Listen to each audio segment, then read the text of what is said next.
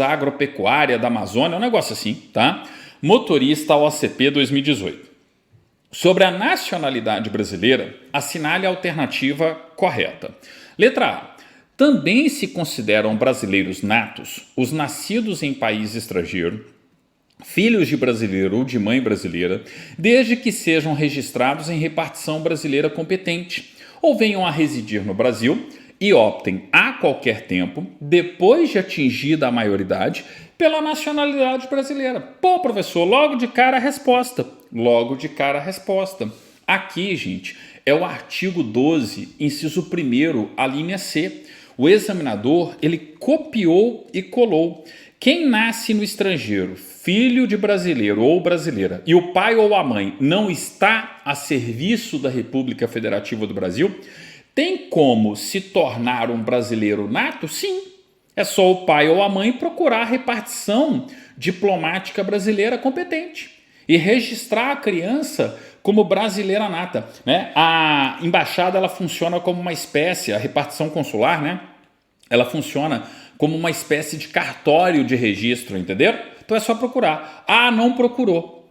Essa pessoa, esse ser humano, ainda pode ser um brasileiro nato? Sim. É só ele vir para o território brasileiro e atingida a maioridade, você tem que ser capaz, você tem que ter a capacidade de suplantar a vontade dos seus pais, que não procuraram a repartição competente, tá? Então, ó, você tem que ser maior, capaz, e a partir do momento que você atinge a maioridade, a qualquer tempo, sei lá, você pode estar com 50 anos, tá? É só procurar um cartório de registro e optar pela nacionalidade brasileira, ok? Então é só lembrar aqui, ó, artigo 12, são brasileiros, inciso 1, natos, a linha C, os nascidos no estrangeiro de pai brasileiro ou de mãe brasileira, desde que sejam registrados em repartição brasileira competente ou venham a residir na República Federativa do Brasil e optem em qualquer tempo, depois de atingida a maioridade, pela nacionalidade brasileira. Certinho? Certinho, professor. Tem como errar a questão de número 1?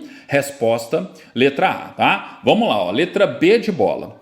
Os estrangeiros de qualquer nacionalidade podem requerer e adquirir a nacionalidade brasileira, desde que não tenham sido condenados criminalmente que ainda residam no Brasil há mais de 5 anos ininterruptos.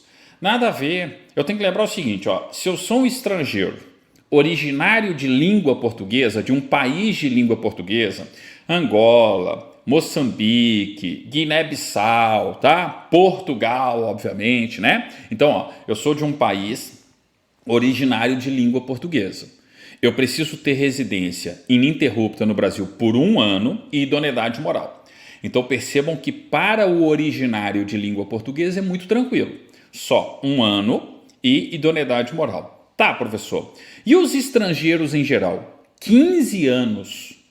15 anos de residência ininterrupta no Brasil e nenhuma condenação penal. Então, ao artigo 12, inciso 2, ó, são brasileiros naturalizados, a linha A, os que, na forma da lei, adquiram a nacionalidade brasileira, exigidas aos originários de países de língua portuguesa apenas residência por 1 ano ininterrupta e idoneidade moral. Então, para o português, por exemplo, ó, é super tranquilo, para o angolano também, tá? Ah, professor, e os demais estrangeiros? A linha B. Os estrangeiros de qualquer nacionalidade, residentes na República Federativa do Brasil há mais de 15 anos ininterruptos e sem condenação penal, desde que requeiram a nacionalidade brasileira. Tranquilo? Tranquilaço, né? Então é a aquisição derivada, é a aquisição secundária da nacionalidade brasileira, também chamado de brasileiro naturalizado.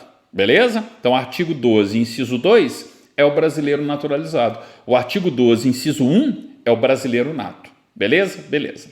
Vamos lá, ó. Letra C. A lei infraconstitucional estabelecerá a distinção entre natos e naturalizados. Só a Constituição. É só a Constituição Federal que pode instituir diferenças entre brasileiros natos e brasileiros naturalizados. E, obviamente, a lei só pode regulamentar as diferenças que estão na Constituição. Onde que está isso, professor? É o parágrafo 2º. Vejam só o parágrafo 2º. A lei não poderá estabelecer distinção entre brasileiros natos e naturalizados, salvo nos casos previstos nesta Constituição.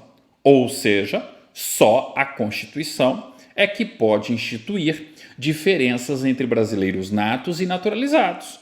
E a lei simplesmente vai o quê, gente? Simplesmente vai regulamentar, ok? Artigo 12, parágrafo 2º, ó.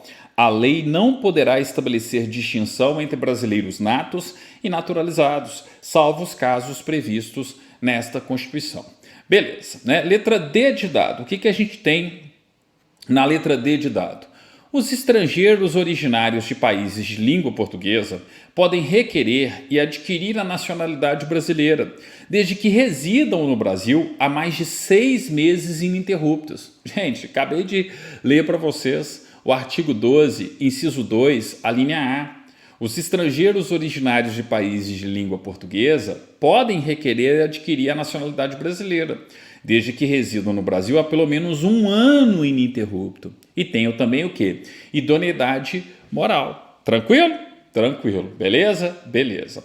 Letra E. O que a gente tem na letra E aqui, ó? Os cargos de presidente e vice-presidente da República podem ser ocupados por brasileiros naturalizados. Gente, quais são os cargos privativos de brasileiro nato? Presidente e vice-presidente da República está dentre eles.